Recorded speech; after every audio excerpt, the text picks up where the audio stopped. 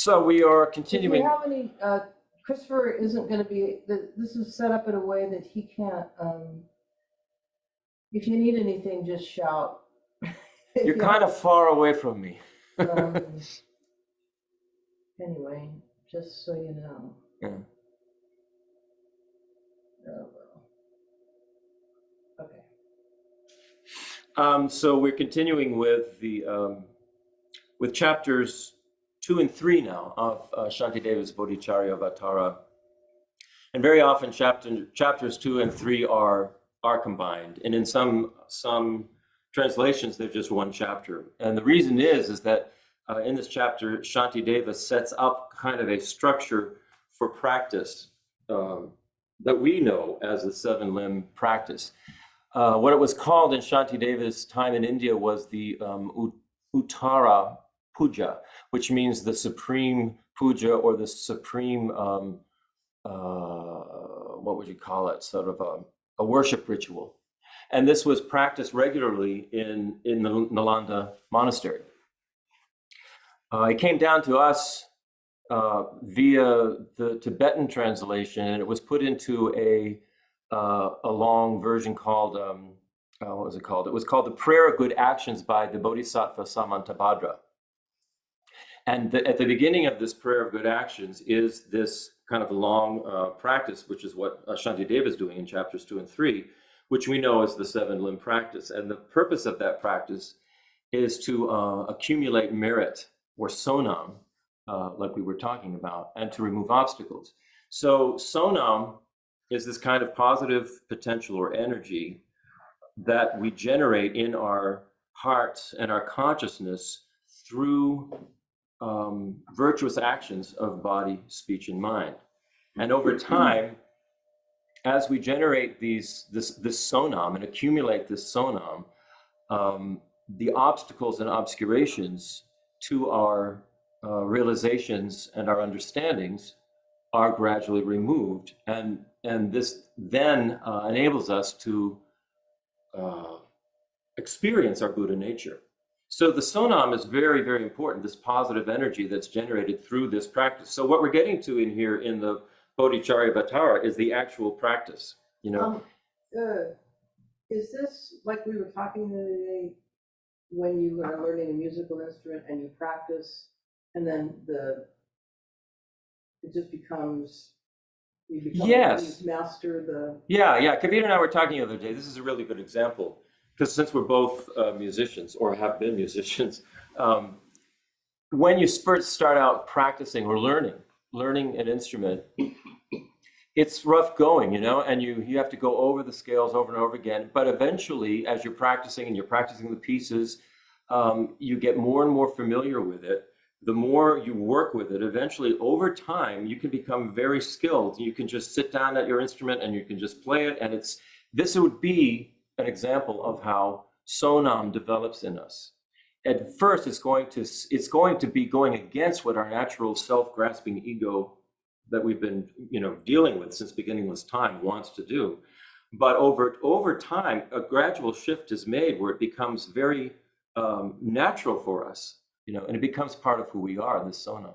So it's really, really important that we develop this. So it's there are 7 parts to this. There's like in chapter 2, Shantideva goes through offerings, confession, prostration. And then in chapter 3, he goes with rejoicing, requesting the teachers to remain, requesting the teachings, and dedicating the merit, or the sonam, that he and others have generated through the practice. So in chapter 3, Shantideva begins by making offerings.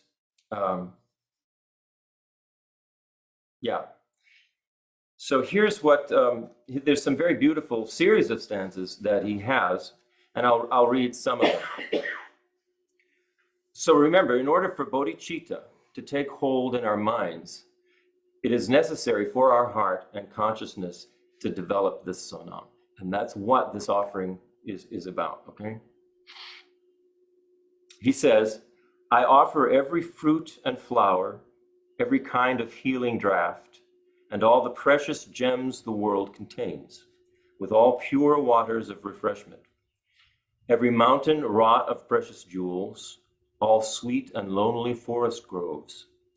The trees of paradise adorned with blossom, trees with branches bowed with perfect fruit, the perfumed fragrance of divine and other realms, all incense, wishing trees, and trees of gems, all crops that grow without the tiller's care, and every sumptuous object worthy to be offered. Lakes and meres adorned with lotuses, delightful with the sweet-voiced cries of water birds. And I love this last one. And everything unclaimed and free, extending to the margins of the boundless sky. I really like that one. Basically, what he's doing is he's offering everything he conceives to be beautiful and excellent. And of course, you know, we also can make physical offerings. This can be sort of tricky for us because, for instance, you could have say a poor person offers a piece of fruit and a very wealthy person offers a huge sum of money. Those two things could be very different, or they could be equal in terms of how they're generating sonam in that person's heart and consciousness. For the poor person, this fruit may be an actual sacrifice for them, but it's a very beautiful and meaningful offering that they give. The same could be for a person who's giving a huge amount of money. It could be very meaningful for them to do that. The problem with physical offerings sometimes is that we can think that the more we give, the more merit we're going to get. It's almost like we think the more money we put in the bank, the more capital we have, you know, the better off we're going to be, and that can be a trap, actually, because what Wulstan Fletcher says, and what I have seen sometimes, is that people will give huge amounts to a guru or something like this, or a center, thinking that they're going to get all this merit from it. And it becomes almost like a transactional thing, you know? It's not actually developing this positive energy in their heart. And there can be some negative side benefits too, because some of the lamas can become spoiled, you know, spoiled by the offerings, and it can actually become a problem. So it's very important for us to realize that offerings are a very, very personal thing.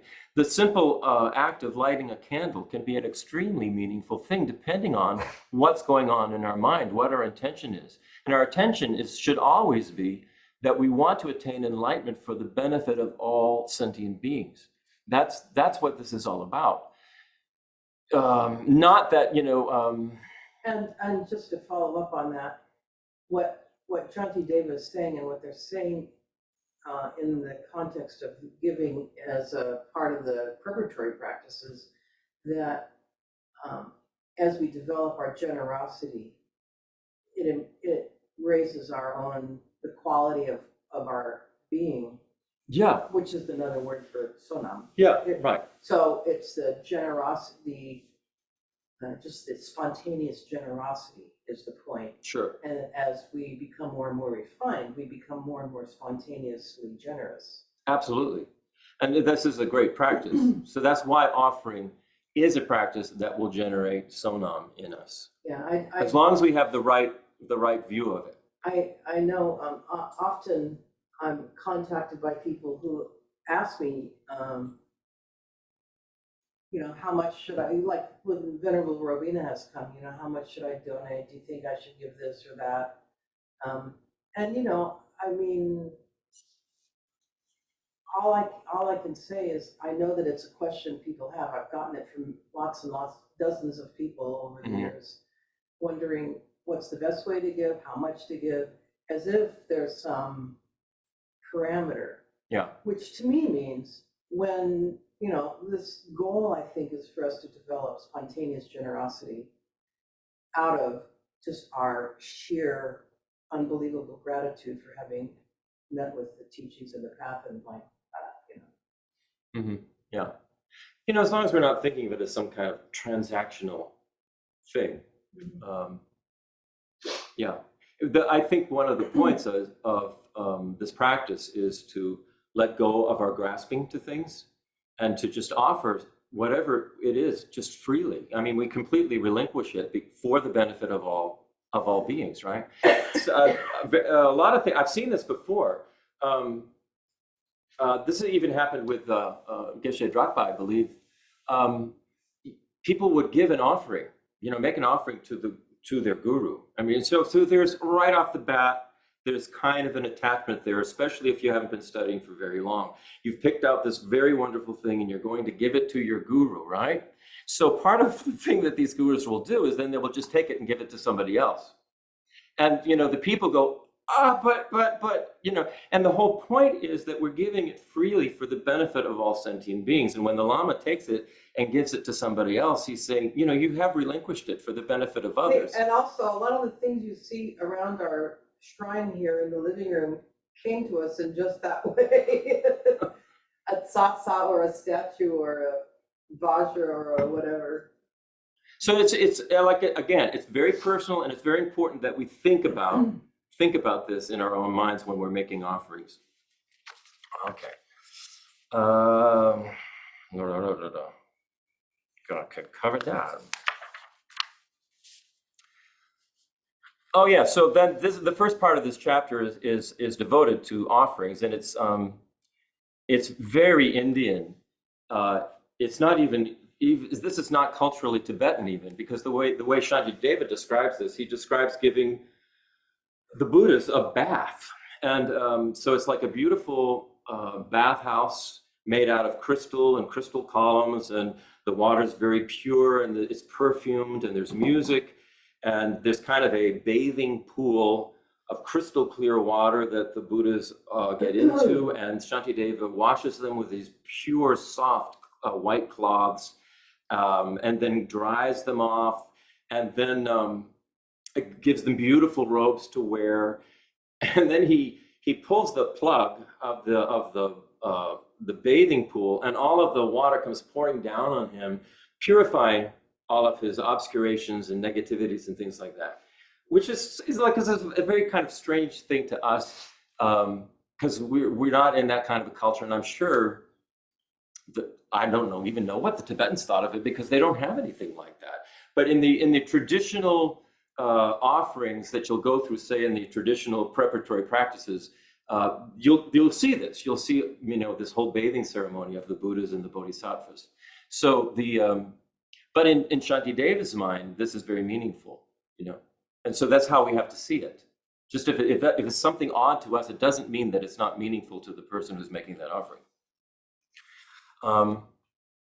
So after doing the offering, then he goes to this process which is translated as confession, and we talked about this before. The Tibetan word for confession is shakpa, which means changing your direction. So it's like we've been going in a particular trajectory of self-grasping ego, for eons, and it's caused us suffering. Yeah, no, at a certain point, we've realized this is a problem. This is actually not making me happy. I need to change direction. I need to change my trajectory. So confession, what it means is changing the trajectory that you've been on, one that's not been beneficial, and switching it. Of course, it doesn't happen just like, ding, ding, ding, ding, bing. It doesn't happen like that, because we are so habituated to our self-grasping ego. We've been with this so long. It's more like, you got a trajectory, you do a little confession, that's ding, and then you're going forward and ding. So you gradually,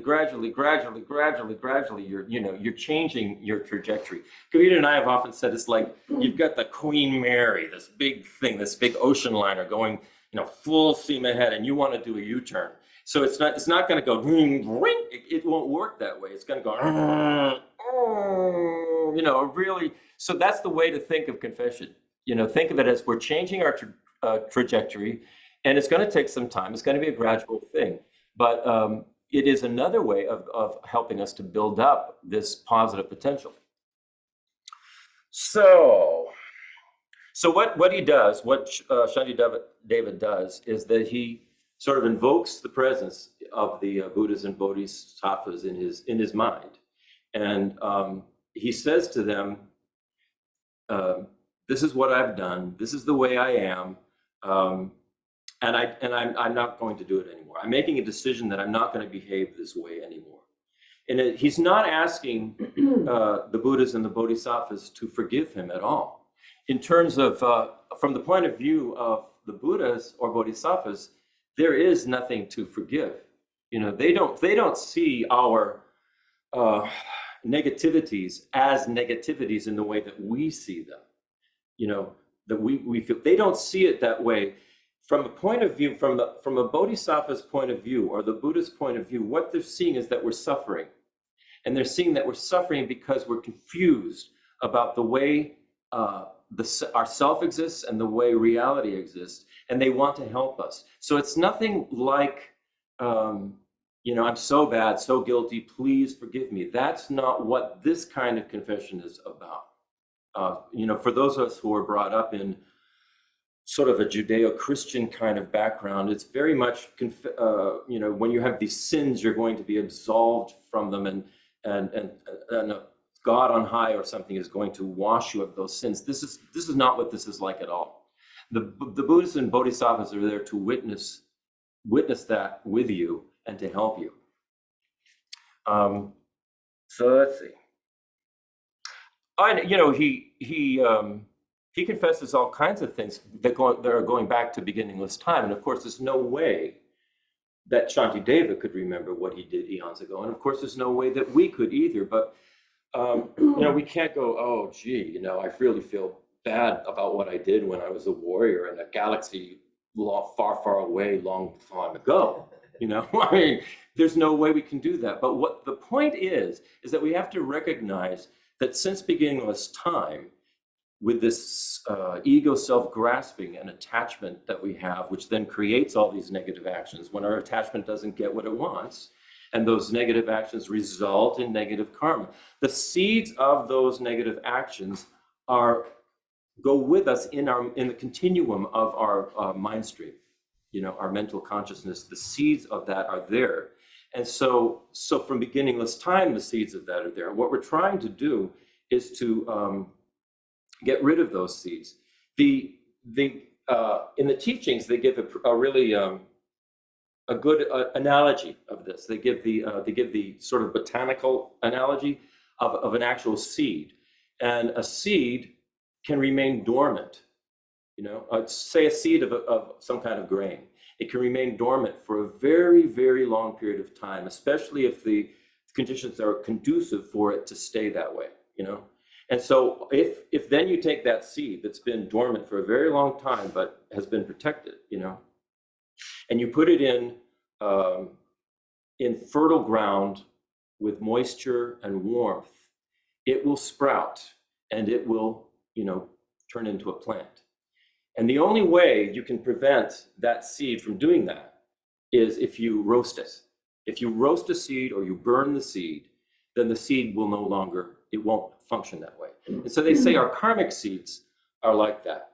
As long as the conditions are conducive for these negative karmic seeds to come to fruition, absolutely they will. Nothing's going to stop it from happening. Once the conditions are right for that, whatever that negative karmic seed we have sort of present in our continuum, when it meets a certain set of conditions, something will trigger, and that will come to fruition as a negative experience of some kind, a result of a negative action.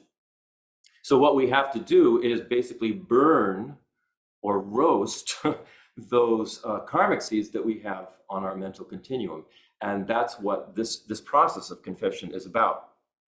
And the way they do that is by using what are called the four opponent powers.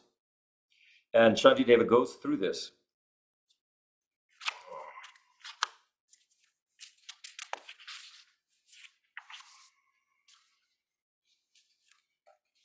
So the first is these four opponent powers. They call them by different things. But one of the easiest ways that I've found to remember it is Venerable Robina taught this, and she said, think of them as the four R's: regret, reliance, remedy, and resolve. So the first one is regret. You just regret what it is you've done. I mean, some of the things when we're you know, doing this experience, you know, with Shakpa, with the Buddhas and Bodhisattvas there, we actually know, we're quite aware of things that we regret that we've done. And this has nothing to do with guilt. So Wulstan Fletcher gave a really good example of what regret means in Buddhism. And I said it before, but I'll repeat it again because it's good. He said that he remembered reading a story in a British newspaper years ago about a group of young RAF, Royal Air Force trainees who were learning how to parachute. And so they'd done all of their training on the ground, and then they were up in the plane ready to do their first jump. And so their instructor was giving them final instructions to the trainees. So they're all there in the plane. The trainees jump out, the instructor jumps out, right?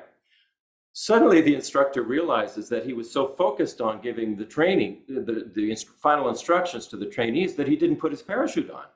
So he jumped out of the plane without a parachute. The feeling he felt was regret. It wasn't guilt, it was regret. And in Buddhism, that's what regret is. If it was Tom Cruise, he would have been okay. Tom Cruise would have been prepared. He could, you know how they skydive Right. somebody with Now that's completely different. That's completely different. Exactly. Tom Cruise would have known this was coming. He would have done it on purpose and prepared for it. No. I'm just saying. In a movie, that's how it works. But I think in real life you can actually do that skydiving stuff. You know? of course you can. Of course you can. The Anyway. point is, as you're falling through the air, right? You don't go, "Oh, I'm so guilty. I'm so guilty." You're going, "I got to do something. I got to change this. Something's got to change." You know, so it's not about guilt. Even if we're in a cold sweat because of something we've done, it's not that we're. It's you know. It's yeah. Another example is that you took poison and you didn't realize You it. don't feel guilty. You just go. Oh, You don't shit. feel guilty. So Oh shit. you go, "Wow, I've done something really bad, and I need to do something about it here." That's what regret is. That's the first opponent power. A happy ending to this story is the instructor. This was a true story. The instructor, you know, he was skilled, even though he forgot to put his parachute on. He clung on to one of the other trainees, and they went down together and landed on the ground with one parachute. Okay, so he did. So he did. I mean, He did Tom Cruise. yeah, he did he applied the opponent power and found a way. So let's see. In what manner? Okay, I'm sorry. We're on the Bodhisattva's way of life, and we're talking about. Seven limbs. The 7 limbs. The first one is offering. This is one of the 7 limbs. We're on the confession part. Yeah, there's offering, prostration, confession. So we're now into confession. I mean, I'm just trying to clarify where we are. And Bodhisattva's way of life. Confession has 4 sections you go through that relate to these 4 opponent powers. I don't remember if you explained this. Does he introduce when and how to engage in the 7 limb practice that this confession is part He of? actually goes through it, and I'll read some of it. Does he say, as an aspiring bodhisattva? No. It's a very personal experience that he's talking about. He did this for himself, remember. It wasn't like a instruction manual for... So we have to rely on our Right. common sense of when to engage in the 7 Now, limb practice. What Shantideva was basing it on was the Uttara Puja, which is where the 7 limb practice came from. Okay. And it was a thing that they did at the monastery. So it's just his experience of going through it. He's not outlining it and saying, point 1, do this, point 2. One of the things Shantideva said is that this text is more direct in terms of what we can practice than some of the other things we can. It's very direct because what you're getting is an actual yogi's practice from his point of view. But you have to remember, he's Indian, back in the 8th century. Culturally, it's different than our culture. And so we have to shift it so that it works for us. You know, it may work for us to give the Buddhas a bath. You know, I don't know. I guess everybody needs to just figure out how to apply these things in their daily practice. Yeah. Oh, by the way, I included in the email the 7 limb practice that had been part of the preparatory practices that I had done. And when Geshe Nima came here, I asked him to look at these. And Geshe Nima himself is an editor. He used to edit the Drepung Journal. And so he went through this with a fine-tooth comb. It was terrific. And he found wording mistakes here and there, and he made all those corrections. So what I sent out was an excerpt of those preparatory practices, which was the 7 limb. With Geshe Nima's? Yeah, with Geshe Nima's, all his corrections are in there. So that 7 limb practice is designed for us Westerners, designed from my point of view as a Westerner, based on all of the teachings that I've been given by various teachers. And with Geshe Nima, it has the Geshe Nima good housekeeping stamp of approval. And I want to get Rabina to look at it too, as well, because she teaches Western students all the time. She herself is an editor, so if she'll do it, I think it would be really helpful. Okay, so here's what Shantideva says. This is his regret part, I believe. Yeah, he says. This is stanza 24. To Buddhas of the past, the present, and all future time, and to the Dharma and sublime assembly, with bodies many as the grains of dust upon the earth, I will prostrate and bow. Until the essence of enlightenment is reached, I go for refuge to the Buddhas. I also take refuge in the Dharma and in all the host of Bodhisattvas. To perfect Buddhas and to Bodhisattvas in all directions where they may reside, to them who are the sovereigns of great mercy, I press my palms together, praying thus. In this and all my other lives, while turning in the round without beginning, blindly I have brought forth negative action and incited others to commit the same. Deceived and overmastered by my ignorance, I have taken pleasure in such negative actions. And seeing now the blame of it, O great protectors, I confess it earnestly. Whatever I have done against the triple gem, against my parents, my teachers, and the rest, through the force of my defilements in my body, speech, and mind, all the extreme negative actions I, a deluded being, have committed, all the wicked deeds that cling to me, the frightful things that I contrived, I openly declare to you, the teachers of the world. It may be that my death will come to me before my negativity has been cleansed. How then can I be free from it? I pray you quickly grant me your protection. So you notice he said, deceived and overmastered by my ignorance. Well, what happens is the reason we commit negative actions is because we're overwhelmed by our ignorance. We're overwhelmed by our disturbing emotions, which are based on a misunderstanding and a misconception. And in a way, it's like we're deluded. We don't really understand who we are, how we exist, and we've been confused since beginningless time, according to the Buddha. So it's not that Shantideva is saying I'm this really bad, guilty person. He's saying I have been overwhelmed by these delusions and these negativities that have resulted from it.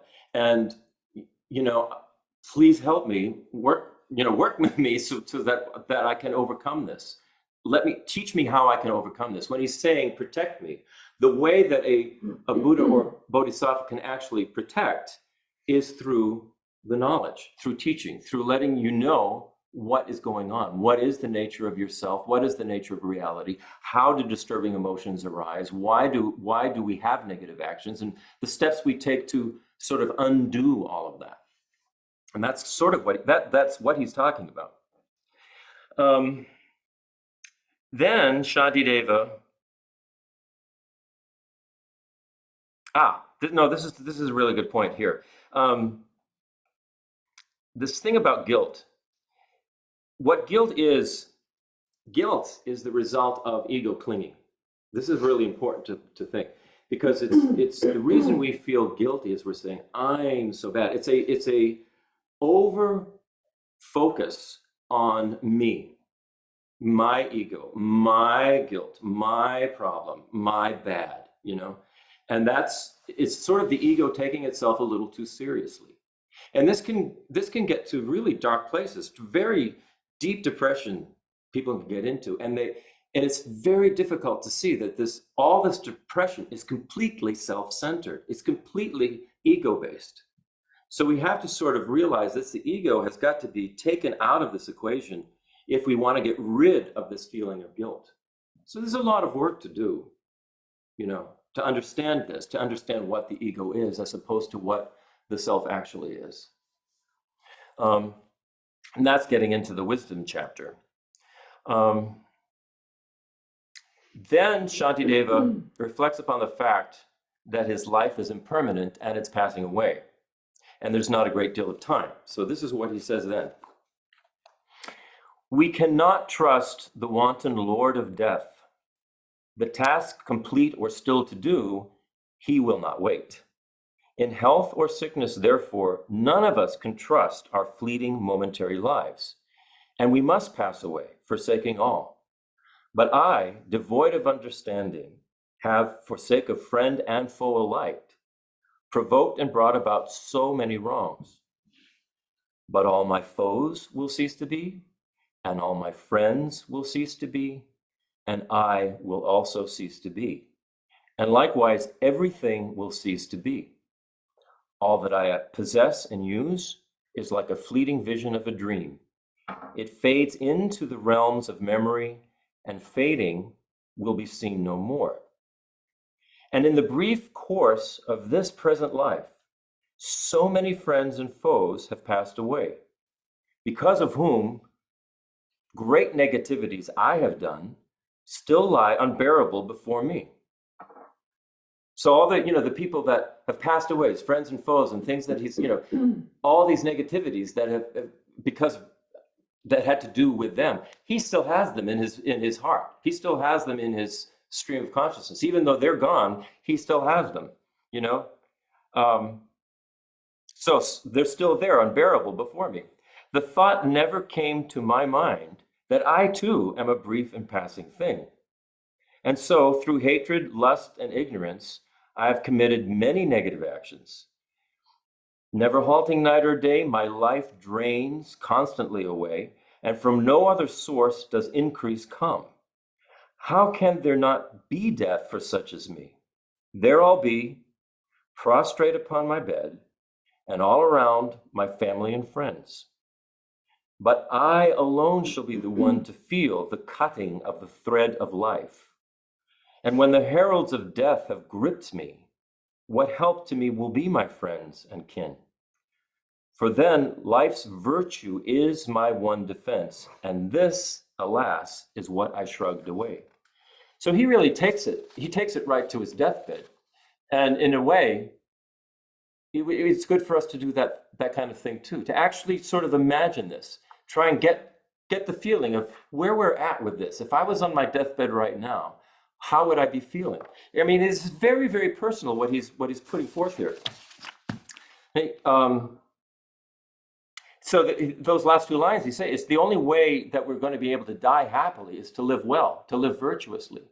If we live with all of these terrible bad habits and negativities, well, we're really going to regret that. So then he goes on. Oh, and it gets very powerful, very strong here. It can get a little uncomfortable here.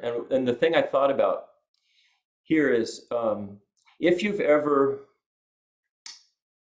known someone or experienced someone who died in a really bad state of confusion and fear, you can imagine that this is kind of the thing that they may be going through. And if we were to die in a state of confusion and fear, this may be the kind of feelings and experiences that we would have. And Shantideva goes there. So I just, preparing you for this. So then he goes on. O protectors, I, so little heeding, hardly guessed at horror such as this, and all for this brief transient existence. I have done so many extremely negative things. No need to say how stricken I shall be when overcome and sick with dreadful fear.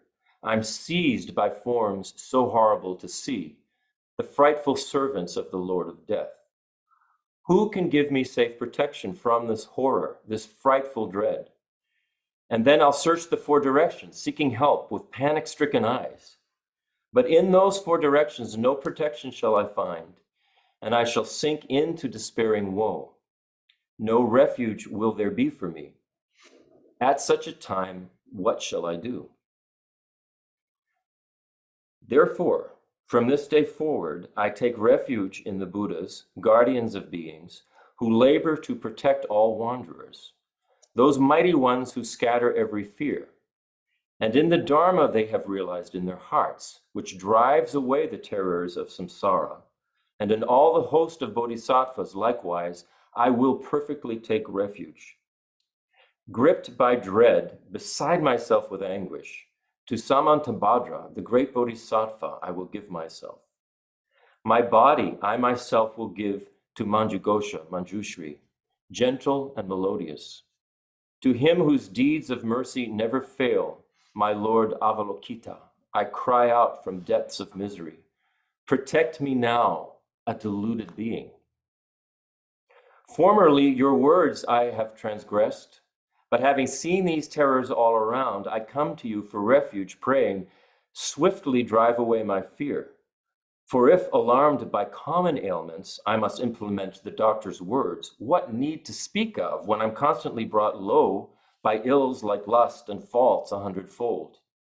And if by one of these alone the dwellers in the world are all thrown down, and if no other remedy exists, no other healing elsewhere to be found than words of the all-knowing doctor, which uproot our every ill, the thought to turn on him deaf ears is abject and contemptible stupidity.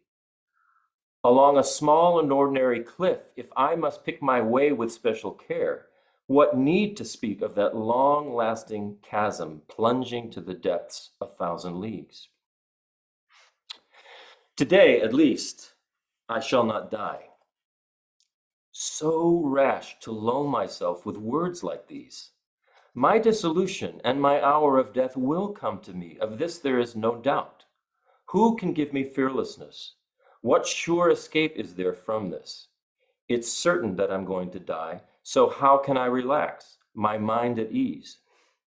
Of life's experience, all seasons past, what's left to me? What now remains? By clinging to what now is here no more, my teacher's precepts I have disobeyed. And when this life is left behind, and with it all my kith and kin, I must set out on strange paths all alone. Why make so much of all my friends and foes? How instead can I make sure to rid myself of negativity born of delusion, the only cause of sorrow? This should be my one concern, my only thought, both day and night. So he really takes it to the, really down to the depths of, cold sweat fear. And this is coming from an accomplished yogi. It's not a bad exercise to do that for ourselves. It really isn't.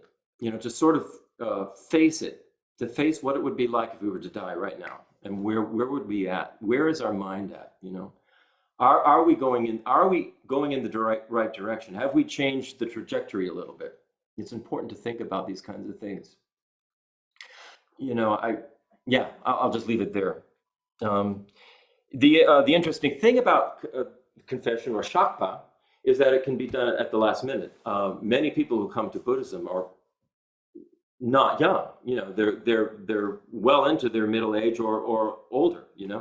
And if you can grasp this idea, that the Buddha is saying, that the Buddha is teaching, this idea that we have to understand where these afflictive emotions are coming from. They're coming out of an ignorance which creates this grasping at this illusory kind of self, this ego, right? And if we can understand that that is a mistake, and that the nature of everything is that it's completely connected, completely interdependent, then we can really start to get this idea of bodhicitta, this wish to become enlightened for the benefit of all these other beings to which we are connected. You know, to sort of make the whole thing right. And you can, you know, you can do this kind of at the last minute. You could even be doing this on your deathbed, you know. So that's an important point to remember. I mean, the telepathic commandment that they consistently. So then Shantideva goes to the third chapter, which is called Taking Hold of Bodhicitta. And he goes past this dramatic moment of confession. You know, it's done, it's over with. He's made his decision. He's declared it to the Buddhas. He's taken refuge in them. They'll protect him through the power of their sort of their inspiration and their example, which you could call blessing. But also it's the Dharma. It's through the teachings. The Dharma is actually what the real protection is. The Dharma is the actual protector for us. And it's our responsibility. The doctor and the medicine. Yeah, you're right. The Dalai Lama has said this. If you can go to a doctor, you know, say the Buddha, you can go to a doctor for an ailment that you have, and the doctor will give you medicine. But if you don't take the medicine, the doctor, there's nothing the doctor can do. You know, if you don't take the medicine. In the world of the doctor, but if you don't, right. You go, oh, doctor, please help me. I'm not going to take the medicine. Please help me. You know, there's nothing the doctor can do. So the Dalai Lama says the same thing. You know, the Buddha can't do anything. What the Buddha can do is give you the info. That's the medicine. And you have to take the medicine yourself, which is practice. We have to actually practice. We have to do this. We have to do this seven-limb prayer. We have to go through it.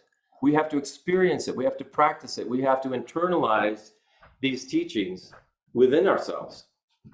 And we can't, I mean, you could, you know, sort of deify the Buddha if you wanted to, but that's not what the Buddha is.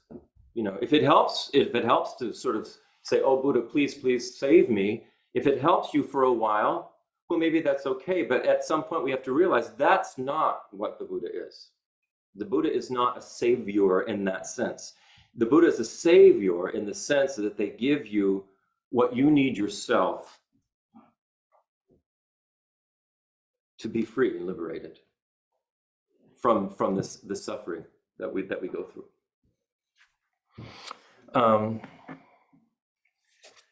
Okay.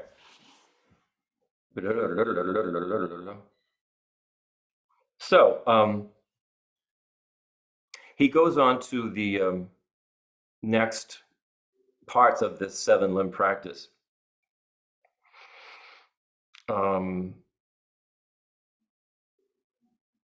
He rejoices in, he goes through this rejoicing of all other beings' virtues and their happiness that carries them into higher realms of existence.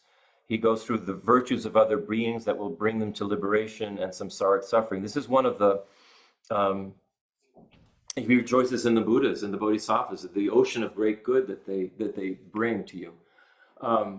They say that this rejoicing part of the practice is one of the easiest ways to accumulate and generate sonam, positive energy within you, because what you're doing is in the Padmakara Rinpoche says that what you really need to do is you need to rejoice in the good qualities of your friends, your enemies, and those you don't even know. So you're not just rejoicing in the people you like, but you're finding ways to sort of see the good qualities in the people that you think you don't like, the people that you can't stand. You know, you really work at sort of going past through all the layers of your own ego, your own aversion, and sort of look at them in a different way.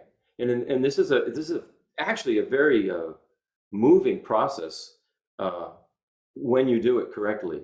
And you can really feel there is a shift that is occurring in you, within you. You can feel sort of like this sonam, this positive energy shift that is you're changing by actually doing this. So, you're focusing on animals. It's not just humans, it's all beings, and you will see the more that you do this, your attitude towards enemies and friends and non-humans and humans begins to shift. It begins to change. You yourself begin to change. And so this rejoicing part is pretty powerful. I was listening to Geshe Drakpa, and he said that you get as much merit rejoicing at somebody's good deed as they get from doing the good deed. Wow. Yeah.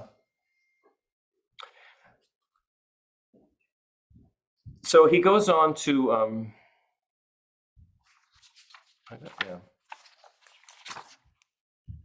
he goes on to the next two limbs, which are requesting the teachings and asking the teachers to remain. And so he says, and so I join my hands and pray the Buddhas who reside in every quarter, kindle now the Dharma's light for those who grope bewildered in the dark of pain. I join my hands beseeching the enlightened ones who wish to pass into nirvana, do not leave us wandering in blindness, stay among us for unnumbered ages. Then he dedicates his merit, the sonam, positive energy and positive potential that he has accumulated with this practice, which is the final limb of the 7 limb practices dedicating merit. And he says, through these actions now performed and all the virtues I have gained, may all the pain of every living being be wholly scattered and destroyed. So, usually when we're dedicating merit, say like the end of the class or something, we're dedicating merit that we ourselves may attain enlightenment for the benefit of all other sentient beings, and that all other sentient beings may attain enlightenment.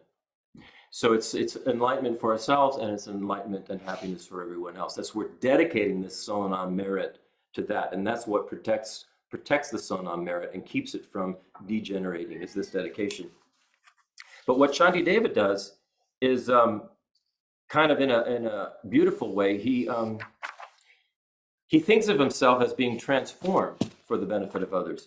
So he says, through these actions now performed and all the virtues I have gained, may all the pain of every living being be wholly scattered and destroyed.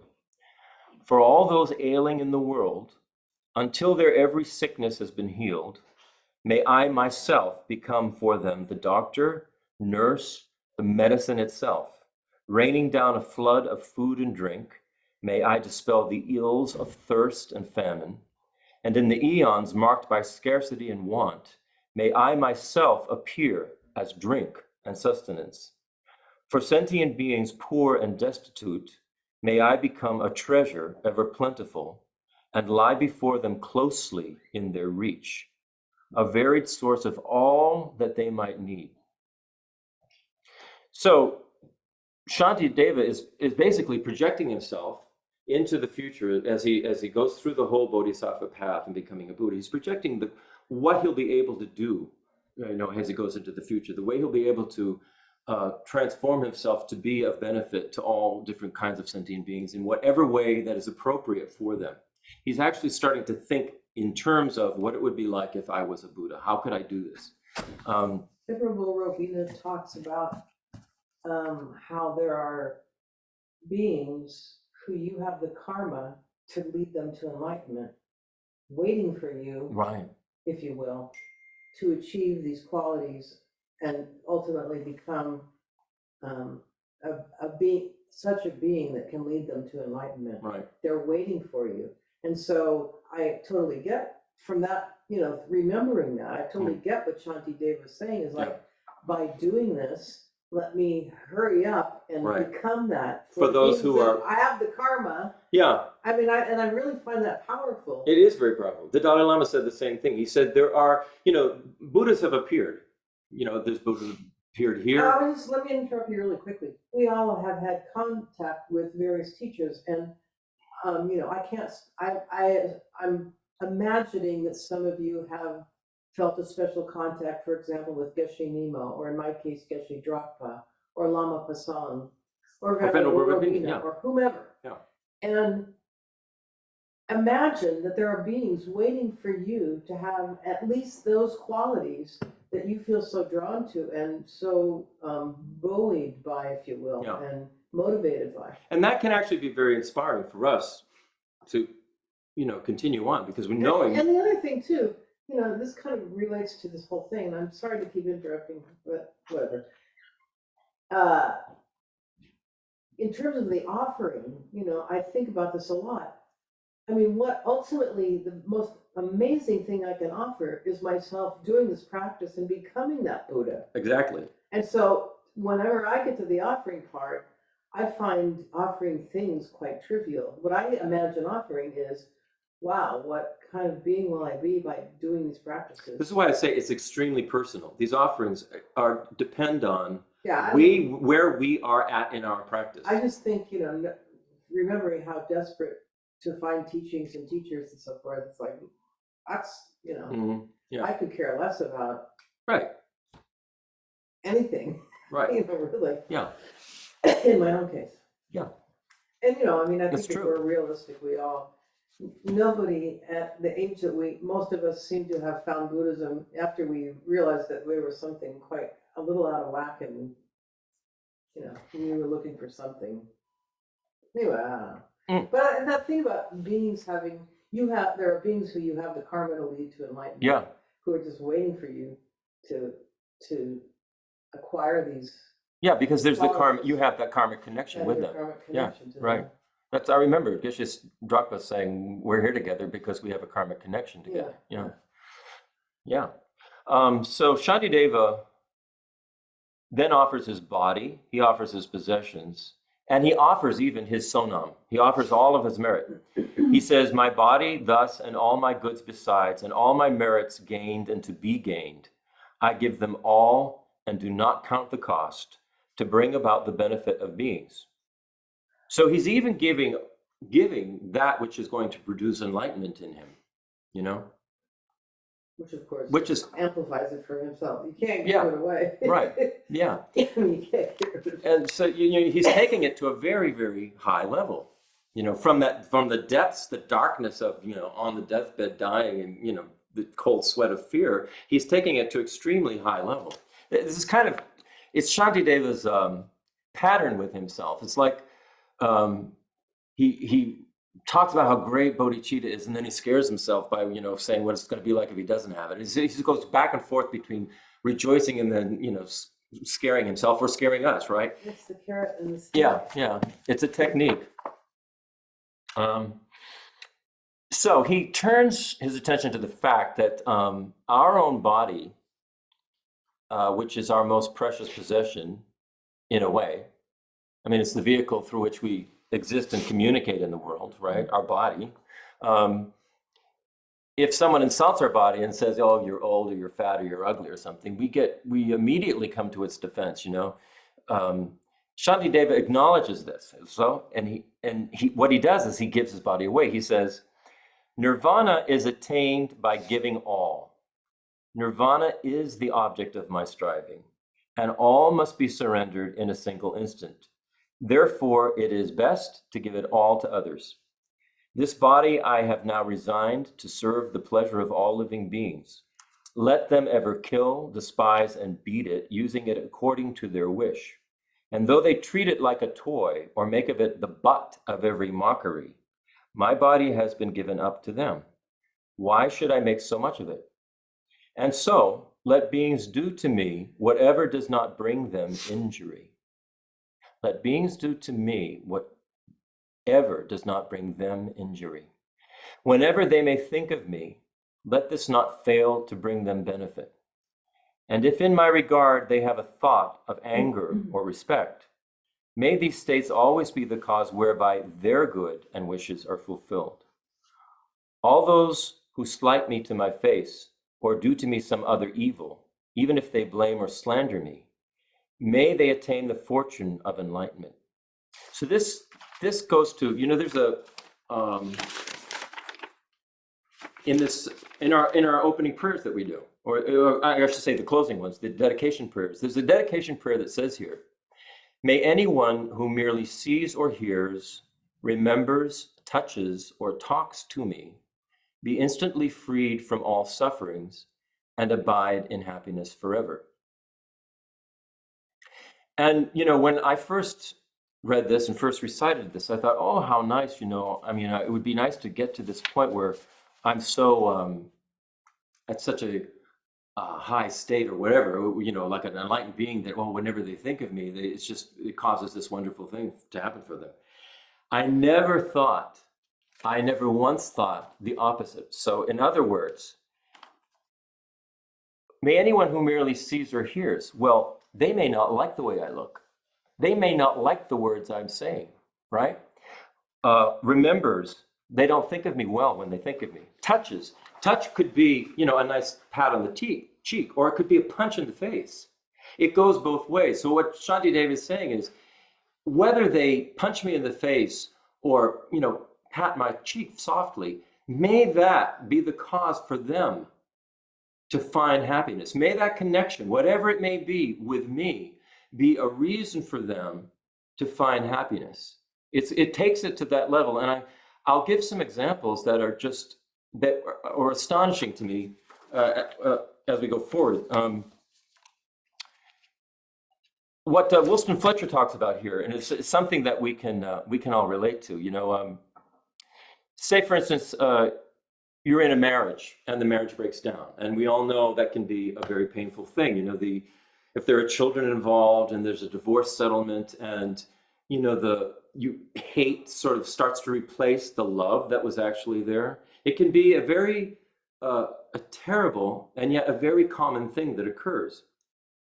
And so in that relationship, if one of the people in that relationship has the thought in their head, like a sense of bodhicitta, has the idea that they're on the bodhisattva path, if they have the thought that no matter what, that split that has occurred, that somehow this other person, even if they still have enmity toward it, it may not even be a marriage. It just may be some relationship that has broken down, and there's this enmity there, and the person, and say it's something that you did, and the person won't forgive you.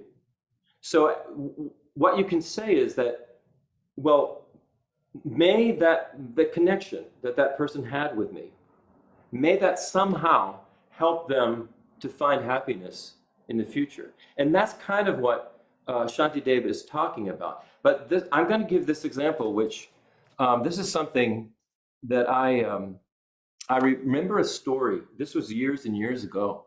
I mean, it might have been the 80s, it might have been the 90s. I think it was before cell phones, actually, before they took over everything, cell phones. But it was in the news, and it was a woman in San Antonio. She lived in San Antonio. She was an older woman, and she was walking in the woods somewhere in Alamo Heights or in the Brackenridge Park area. And she was accosted by a young man, and the man killed her. And I don't know why. I don't remember what he was looking for. But as she was dying, she said to this young man, "I forgive you." And then she blessed him by saying, "May you find happiness and peace." So in that moment, that woman recognized this powerful karmic connection that was happening between her and this young man. And she didn't want that karmic connection to end badly. She didn't want that karmic connection to result in this young man's suffering and really having a terrible, terrible experience. So she said this as she's dying. She said it to him. And the young man, he either was apprehended or he turned himself in. I'm not sure which, but he told the police that story. And that's how I remember hearing that story. I've searched for it online and I can't find it, but I do remember it. And I was so shocked and moved by that something that a karmic connection that's between two people can be so violent like that. And yet one of the people can say, "May this be the cause for you to find happiness." This woman blessed him and she said, "I forgive you." She didn't want him to feel that she hadn't forgiven him. I mean, what I mean, it's an incredible thing. I mean, that lady was like a bodhisattva, you know? So, you know, may anyone who merely sees or hears, remembers, touches, or talks to me be freed from all sufferings and abide in happiness forever. So, Shantideva is constantly strengthening his bodhicitta. Yeah, and this takes us to the end of the chapter, so I'll just, yeah. He says, yeah, we're fine. He says, all those who slight me to my face or do to me some other evil, even if they blame or slander me, may they attain the fortune of enlightenment. May I be a guard for those who are protectorless, a guide for those who journey on the road. For those who wish to cross the water, may I be a boat, a raft, a bridge. May I be an isle for those who yearn for land, a lamp for those who long for light, for all who need a resting place, a bed. For those who need a servant, may I be their slave. May I be the wishing jewel, the vase of wealth, a word of power and the supreme healing. May I be the tree of miracles for every being, the abundant cow. Just like the earth and space itself and all the other mighty elements, for boundless multitudes of beings, may I always be the ground of life, the source of varied sustenance. Thus, for everything that lives, as far as are the limits of the sky, may I constantly be their source of livelihood until they pass beyond all sorrow. And then he goes into the next two stanzas, are the stanzas that have become the basis for when we take the Bodhisattva vow from our guru. He says, just as all the Buddhas of the past have brought forth the awakened mind, and in the precepts of the Bodhisattvas, step by step, abode and trained, likewise, for the benefit of beings, I will bring to birth the awakened mind. And in those precepts, step by step, I will abide and train myself. So there, he's taken the Bodhisattva vow.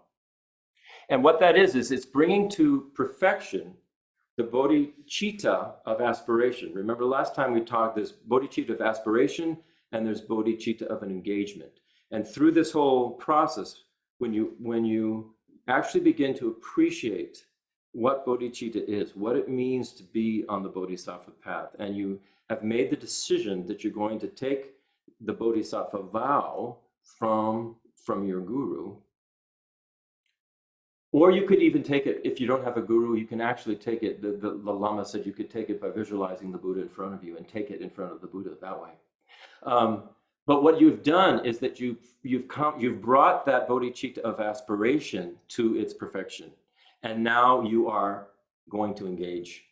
You know, you're going to go into this engaged bodhicitta, which means practicing. Engaging are all the practices and practice and prayers and pujas and things like that we do. So it's a promise that you're making. And what happens here is it's in chapter 1, he talked about this. He says, when this happens to you, you become immensely special. You become a child of the Buddha. You know, so when you take that bodhisattva vow, you have now entered into the lineage of the Buddhas and Bodhisattvas. You have become, you know, a child of them. And he says, he finishes off the chapter with a very beautiful celebration. And it's good to read it fairly frequently to remind yourself of your own dignity.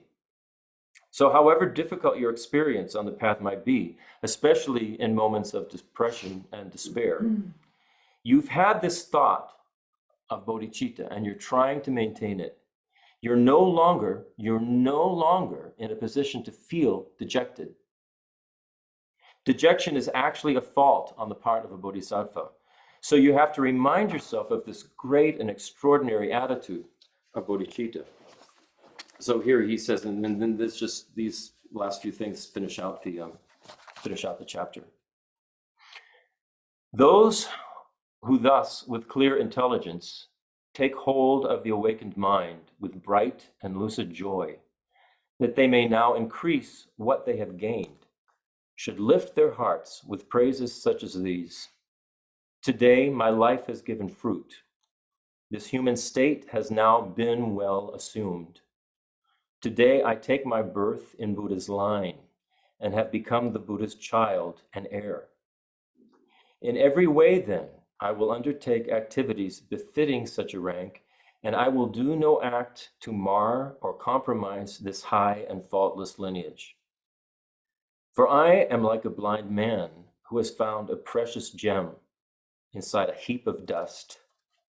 For so it is by some strange chance that Bodhicitta has been born in me. This is the supreme draught of immortality that slays the Lord of Death, the slaughterer of beings. The rich, unfailing treasure mine to heal the poverty of wanderers. It is the sovereign remedy that perfectly allays all maladies. It is the tree that gives relief to those who wander wearily the pathways of existence.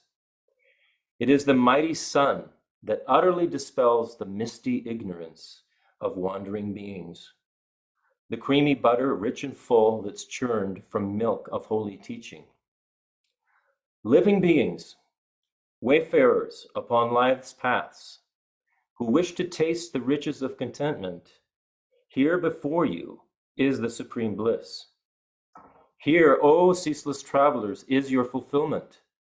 And so today, within the sight of all protectors, I summon beings, calling them to Buddhahood. Until that state is reached, to every earthly joy, may gods and demigods and all the rest rejoice. I'm sorry, I lost track of how that fits into the seven limb. He's the seven limb he's finished. He finished with the dedication, but here he took the Bodhisattva vow, and he's rejoicing in this lineage that he's become part of. Okay.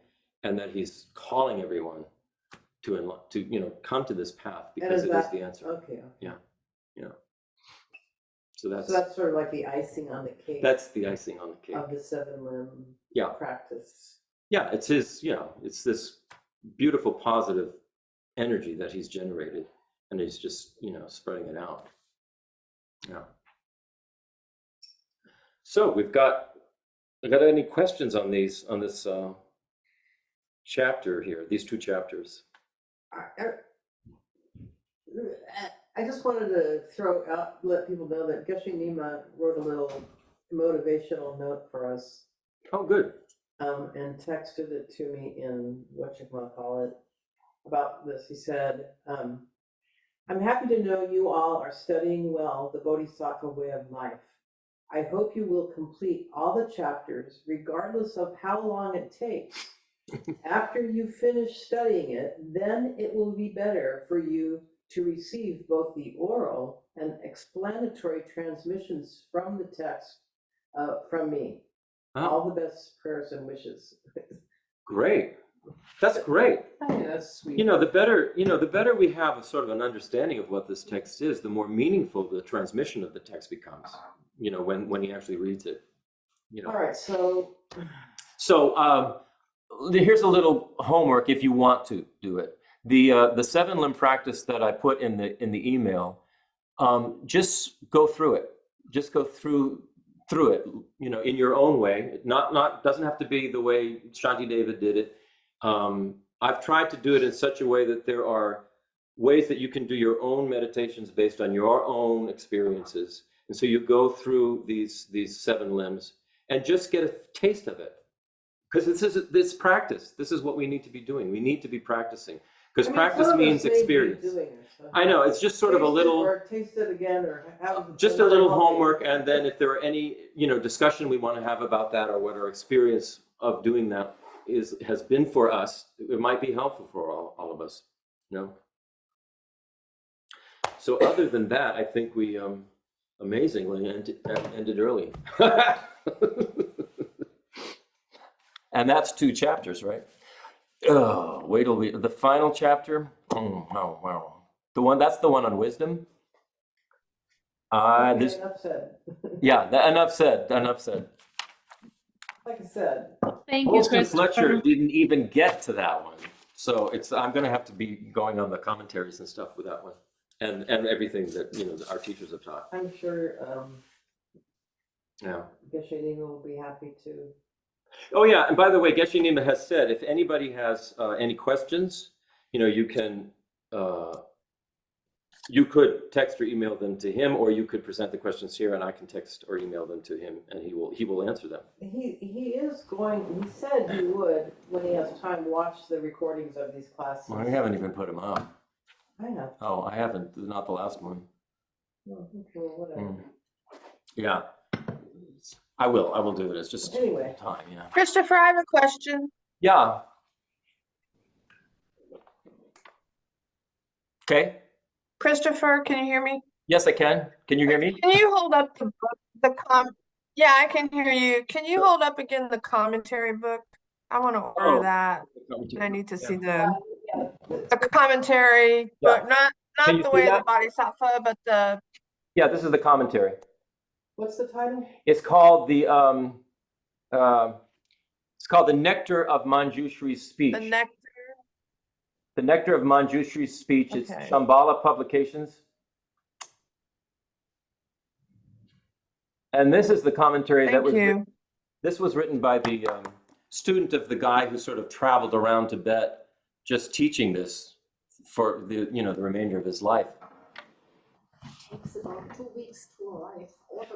It takes a while. It takes a while for that book to arrive. By the way, when I ordered it, it took maybe 3 weeks, and Chris ordered it. It took her 2 weeks. So it's not as if the book is in abundant supply. Them on demand, Chris is thinking. Yeah. You may be right. They do that now. Yeah, it may be printed on demand. I don't know, but it's good. It's a very good book, and it's really thorough.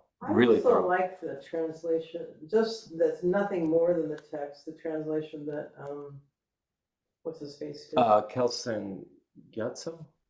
Yeah. Yeah. That's another Yeah. story.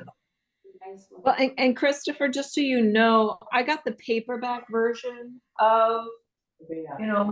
the Way of the Bodhisattva, Yeah. and Yeah. the verses are just slightly different from the hard copy. Yeah, they are. I have both of those copies too.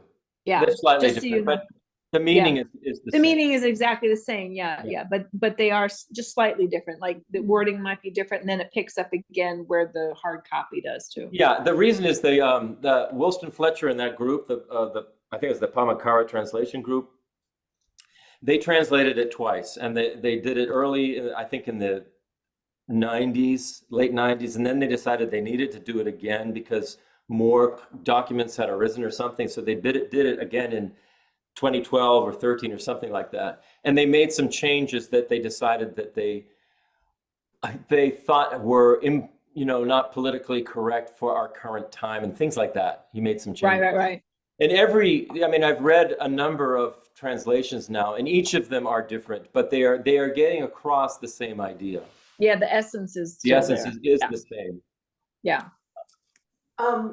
Can I make a couple of non-related? Go for it. Sort of. Do you want me to turn this around so you're on camera? Sure. There she is. Hi, Covito. Hey, everybody. But We let's have a not weird forget to setup. dedicate the merit, okay? Okay. We will dedicate the merit in a second.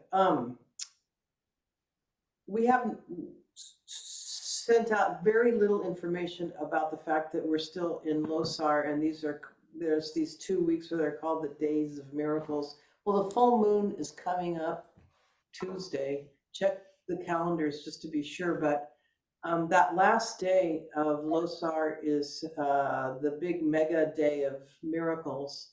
And I'll be sending out an email with a link to a webcast of a puja that's, I think, coming from California, but in our same lineage.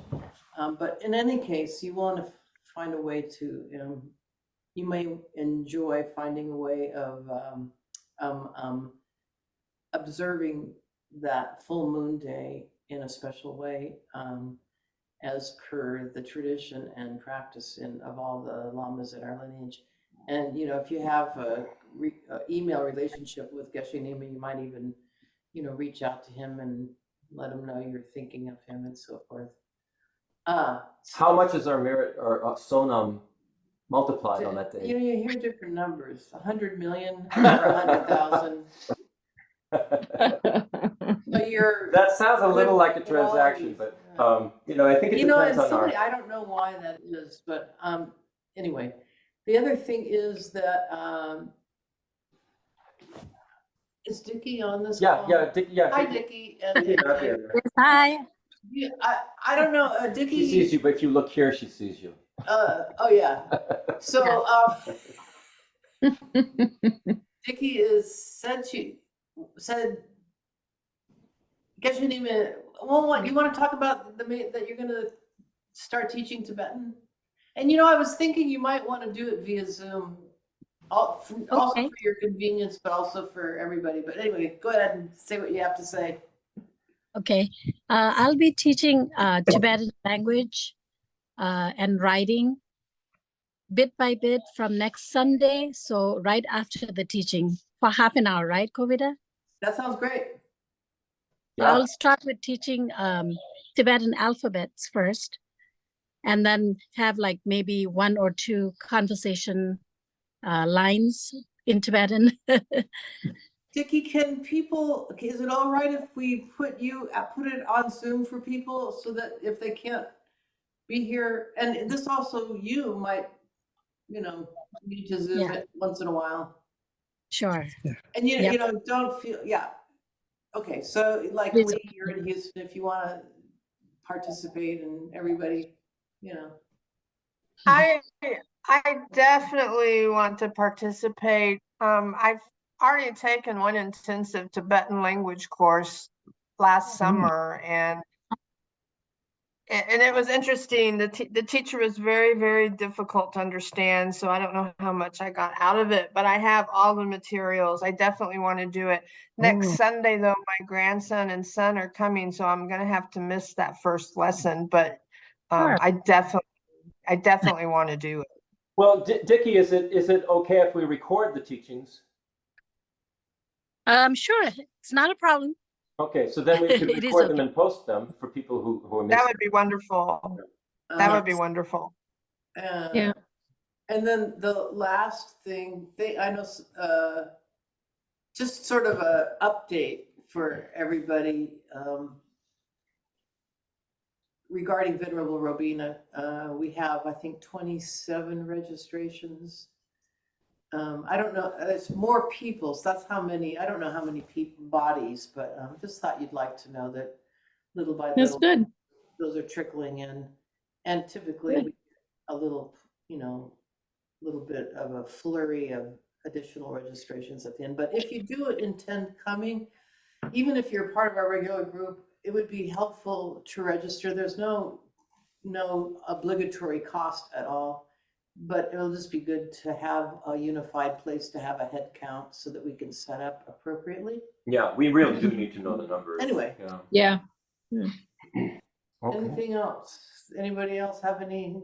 Thanks again, everybody who came 2 weeks ago. Oh, really? Thank you. That was such a big That was a help. big help, huge help. Well, just let us know if you need that help again. We can all rally again. It's not done, but I figure everybody else has their own lives to live.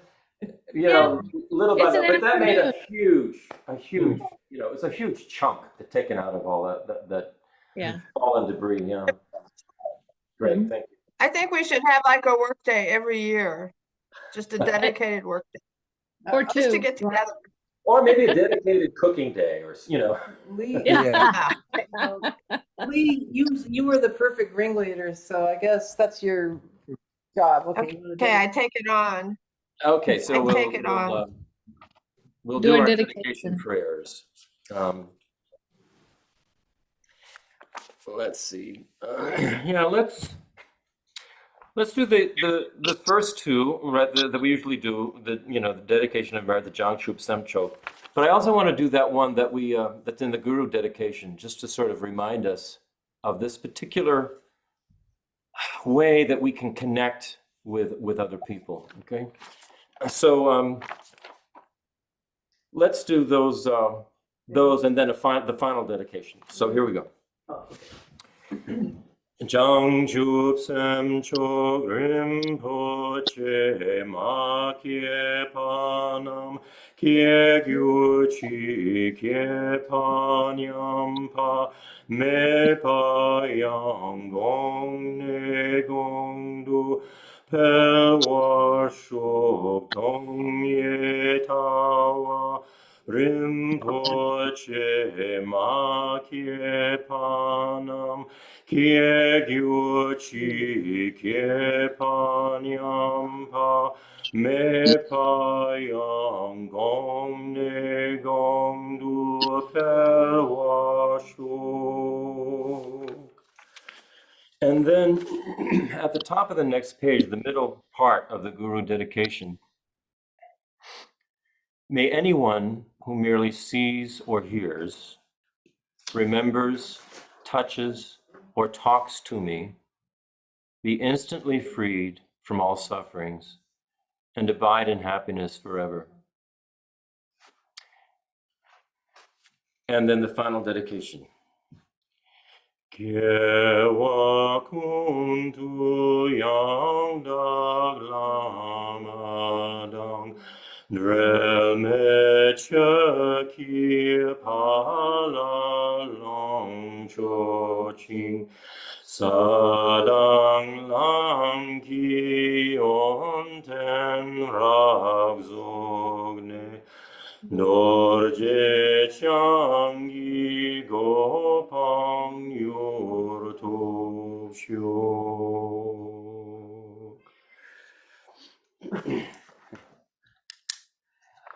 Okay. Thank you, everybody. Thank you. Great Thank you, spending this Christopher. time with you. Okay, thank you, Chris. Thank you. Okay, and see you all next time. Bye. Bye. All right. Bye. Bye. Bye bye. Bye-bye. Kopida. Bye.